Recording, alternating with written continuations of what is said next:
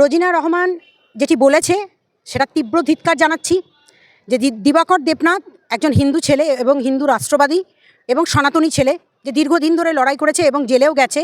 এই লড়াই করার জন্য তাকে বিজেপির তরফ থেকে আমরা বহুবার দেখেছি প্রতিবাদ করতে, প্রতিবাদে সামিল হতে এবং হিন্দু ভাইদের পাশে লড়াই করতে দেখেছি।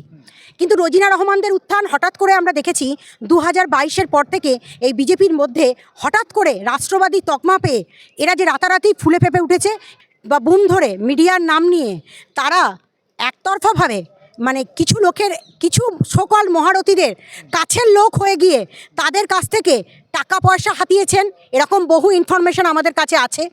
তাছাড়াও দিলীপ ঘোষবাবুর এক সময়কার পর্নোগ্রাফি, মুখ লাগিয়ে ফেক পর্নোগ্রাফি, যেটা দিলীপবাবু নিজের মুখে বলেছেন ওটা ওনার নয় এবং উনি কমপ্লেনও করেছিলেন থানাতে।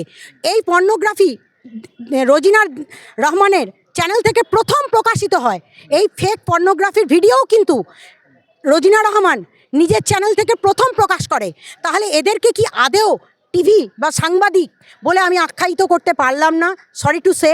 এবং যাদের মুখ এবং মানসিকতার মধ্যে থেকে এতটা নিকৃষ্টতম মানসিকতা থাকে যে হিন্দু বাড়ির সন্তানদেরকে যারা গোমাংস খাওয়াবো এই ধরনের কথাবার্তা বলে, উনি বলছেন উনি লেখেননি, কিন্তু সোশ্যাল মিডিয়ায় জলজল করছে এবং তার চ্যানেলের মারফত দিয়ে, তার অ্যাকাউন্টের মারফত দিয়ে, সেই অ্যাকাউন্টের তার প্রমাণ সমেত তথ্য আমরা নিজেরাও রেখেছি এবং প্রত্যেকে সেই তথ্য সমেত আমার দিবাকরের কাছে উচিত হবে, দিবাকরকে বলবো অবিলম্বে তাকে থানায় গিয়ে কমপ্লেন লজ করে এই রোজিনা সম্বন্ধে অবিলম্বে তদন্ত দেওয়া উচিত যে এই রোজিনারা যারা রাষ্ট্রবাদী তকমা নিয়ে কাজ করছে এরা আখেরে বিজেপির কোনো প্রফিটের জন্য কাজ করছে নাকি সাম্প্রদায়িক তাস খেলতে এসছে।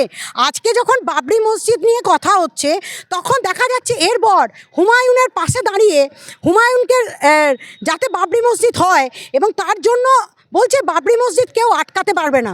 তাহলে আজকে আমরা বলছি সমস্ত হিন্দুরা একজোট হয়ে একত্রিত হয়ে ওপেন চ্যালেঞ্জ দিচ্ছি, ওখানে হুমায়ুনের এই কবরস্থান গড়ব, হুমায়ুন কবিরের কবরস্থান তৈরি করা হবে এবং আমরা চ্যালেঞ্জ দিয়ে বলছি পশ্চিমবঙ্গের বুকে কোনো বাবরি মসজিদ আমরা করতে দেব না, হলে হুমায়ুনের কবরস্থান তৈরি হবে।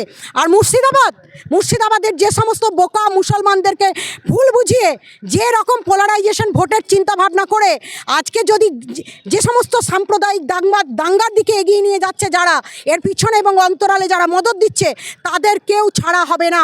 আমরা চাই গণতান্ত্রিক পদ্ধতিতে এই ভোট হোক এবং এই যে হুমায়ুন কবির যারা আজকে এত ক্রাউড ফান্ডিং করলেন সেই ফান্ডিংয়ের কিছু অর্থ রোজিনা রহমানদের অ্যাকাউন্টে ঢুকেছে কিনা তারও তদন্ত হোক, বড় অভিযোগ। এবং এই বিদেশি ফান্ডিংয়ের টাকা রোজিনা রহমানদের অ্যাকাউন্টে ঢুকেছে কিনা তারও তদন্ত হওয়া দরকার আছে।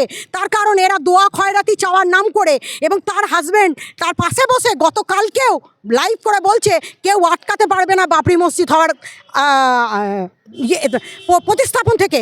তাহলে আজকে আমরা বলছি বাবরি মসজিদ হওয়া তো দূর কি বাত, ওখানে হুমায়ুন কবিরের কবরস্থান তৈরি করব এবং আমরা চ্যালেঞ্জ নিলাম সমস্ত হিন্দু একত্রিত হয়ে এই লড়াই একটা কঠিন লড়াইয়ের দিকে এগোবে ভবিষ্যতের দিকে এবং আমরাও সমস্ত হিন্দুরা একজোট হয়ে প্রতিবাদ করব।